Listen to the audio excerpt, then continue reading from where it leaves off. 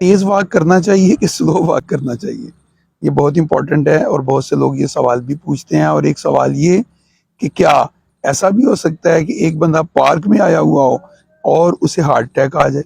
जी बिल्कुल ये हो सकता है, बल्कि इसके चांसेस ज़्यादा हैं। डॉक्टर के पास जब आप जाते हैं तो डॉक्टर आपकी रिपोर्ट्स देखने के बाद अमूमी तौर पर ये कहते हैं कि आप अपना जो है ये खाना ठीक करें और वॉक किया करें। अच्छा, अब बंदा ये समझता है कि उसने जो है ये तेज तेज दौड़ लगानी है, जो वो लोगों को करते हुए देखता है, और उसके नतीजे में अमूमी तौर पर हार्ट अटैक आ जाता है। याद रखिएगा, अगर आपके ग्लिसराइड ठीक नहीं है, अगर आपको हार्ट का कुछ इशू है, तो आपको वॉक स्लो करनी है, आहिस्ता आहिस्ता चलना है। और आहिस्ता आहिस्ता आपको जो है ये चाहे आप दिन में एक 10,000 कदम जो है ये उठाएं, लेकिन आहिस्ता चलें ताकि आपका ग्रोथ हार्मोन आए। अस्सलाम वालेकुम।